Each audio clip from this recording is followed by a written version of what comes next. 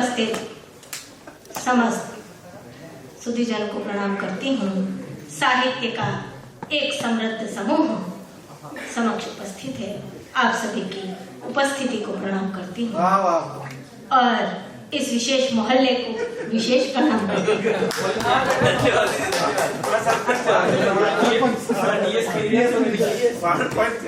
बस इतना निवेदन है कि कृपया पंक्तियां ध्यान से सुने।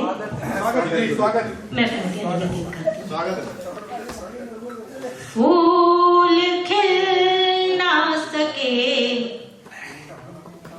बाग किस काम का, फूल खिल ना सके बाग किस काम का, गुनगुना ना सके राग किस काम का, फूल खिल ना सके बाग किस काम का, गुनगुना ना सके राग किस काम का, बिक गया स्वार्थ के मोल बाजार में, बिक गया स्वार्थ के मोल बाजार में, शीश पर फिर सजे पाग किस काम का, शीश पर फिर सजे पाग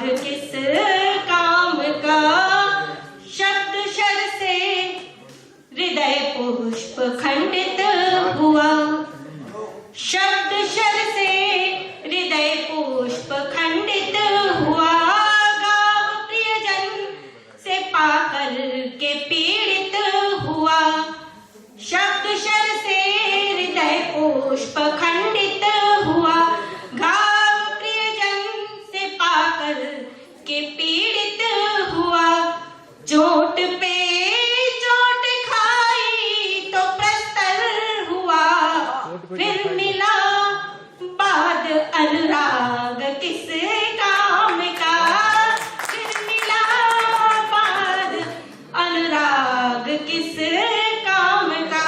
चार पंक्तियां निवेदित करती हूँ और फिर मैं अपने गीत पर आऊंगी कि प्रेम का योग फल हम बढ़ा ना सके, दायरा नफरतों का घटा ना सके, प्रेम का योग फल हम बढ़ा ना सके, दायरा नफरतों का घटा ना सके, द्विगुणित हो खुशी चाहते थे मगर हो गया प्रीत में बाग किस काम का, हो गया प्रीत में बाग किस काम का।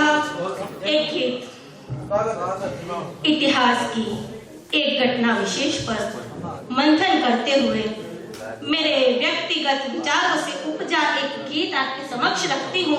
हो सकता है कुछ लोग आप में से इस गीत से सरोकार न भी रखते हो, किंतु केवल और केवल एक पीड़िता की व्यथा के तौर पर इस गीत को देखिएगा कि जब प्रतिकार आवश्यक हो तब मौन रहने के क्या दुष्परिणाम हो सकते हैं और उस मौन का एक पीड़िता के मानस पर, मन पर क्या प्रभाव पड़ता है, उसके मन से क्या आक्रोश उपजता है, उस आक्रोश को मैंने अपने गीत में व्यक्त करने का प्रयास किया है। सुनिए। देख अदमता आंख मूंद बैठे अधर्म के भागी हैं, चाहे भीष्म द्रोण हो या फिर कर्ण सभी अपराधी हैं, क्या बात है, वाह। चाहे भीष्म द्रोण हो या फिर कर्ण सभी अपराधी हैं। मैं पुनः निवेदन करती हूँ कि मैंने अपने गीत में किसी भी तरह से पौराणिक पात्रों पर आक्षेप लगाने या इतिहास को कटघरे में खड़ा रखना नहीं चाहा है। मैंने केवल एक पीड़िता की व्यथा को, उसके मन को मन के आक्रोश को व्यक्त करना चाहा है। गीत पुनः निवेदित करती हूँ कि देख अदमता आंख मूंद बैठे अधर्म के बागी हैं, चाहे भीष्म द्रोण हो या फिर कर्ण सभी अपराधी हैं, चाहे भीष्म द्रोण हो या फिर कर्ण सभी अपराधी हैं। कि हाथ बेड़ियों के जब आई एक हिरनी दुखियारी थी, चीख चीख कर मदद सभी से मांग रही बेचारी थी। हाथ बेड़ियों के जब आई एक हिरनी दुखियारी थी, चीख चीख कर मदद सभी से मांग रही बेचारी थी। तोड़ रेख मर्यादा की जब दुष्ट दैन्य पर था हावी, मौन श्रेष्ठ था या तब पौरुष पर भारी लाचारी थी। नीति विरुद्ध थी सभा जहां नर श्रेष्ठ सभी संभागी थे, नीति विरुद्ध थी सभा जहां नर श्रेष्ठ सभी संभागी थे। अवसर पर चुप्पी साधी तब बातें सब बेमानी है, अवसर पर चुप्पी साधी तब बातें सब बेमानी है। और उस सभा में पुरुषों के साथ महिलाओं की भी उपस्थिति रही, उनकी तात्कालिक निष्क्रियता पर भी प्रश्न चिन्ह अवश्य लगता है। तब कहती हूँ कि आंखों पर पट्टी बांधी पर श्रवण शक्ति क्यों हारी थी।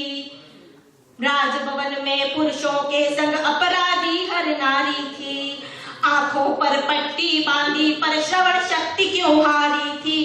राजभवन में पुरुषों के संग अपराधी हर नारी थी।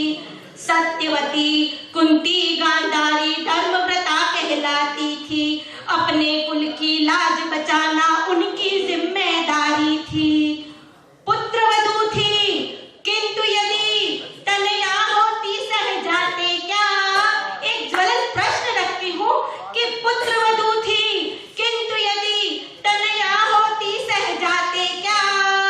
समता का आडंबर करने वाले सब बकवादी हैं, समता का आडंबर करने वाले सब बकवादी हैं। और उस सभा में कौन कौन महनीय उपस्थित थे और किन की क्या प्रतिक्रिया हुई, उन पर भी अपने गीत में अवश्य लिखना चाहा है मैंने कि गुरु श्रेष्ठ भरतार तात कितने महनीय उपस्थित थे। नर पुंगव सब थे तटस्थ क्या सबके सब प्रतिबंधित थे। गुरु श्रेष्ठ भरतार तात कितने महनीय उपस्थित थे। नर पुंगव सब थे तटस्थ क्या सबके सब प्रतिबंधित थे। प्राणाधार हरे प्राणों को तब फरियाद करे किससे। पांच पांच एक स्त्री के पांच पांच प्राणाधार उसके पति वहां पर, उनके 5 पति वहां पर उपस्थित थे। दो बार वो स्त्री चली गई, एक बार तो उसे वस्तु समझकर 5 भागों में बांट दिया गया और दूसरी बार भरी सभा में उस पर दाव लगा दिया गया। तब उसकी क्या स्थिति होगी, क्या मनोदशा हुई। इसलिए कहती हूँ कि प्राणाधार हरे प्राणों को तब फरियाद करे किससे। रक्षक ही बक्षक बन बैठे क्या रिश्ते अनुबंधित थे। शंकित सप्त वचन थे विवाह वेदिका निष्ठा लील गई। शंकित सप्त वचन थे विवाह वेदिका निष्ठा लील गई। व्यर्थ प्रणय बंधन है सारे कैसी दुनियादारी है। व्यर्थ प्रणय बंधन है सारे कैसी दुनियादारी है। और अंतिम बंध में मैंने एक कल्पना करनी चाहिए है कि यदि उस सभा में से एक भी व्यक्ति का मौन उस वक्त टूट गया होता, किसी ने भी हिम्मत दिखा दी होती, तब परिस्थितियां किस तरह से बदल सकती थी। कि मौन यदि टूटा होता तो महासमर टल सकता था। मौन यदि टूटा होता तो महासमर टल सकता था। न्यायोचित हुआ होता तो प्रलय प्रहर डल सकता था। समुचित निर्णय पर भावी का संकट शायद थम जाता। नारी के अभिशापों से बच कुरु वंश फल सकता था। द्वापर दोष रहित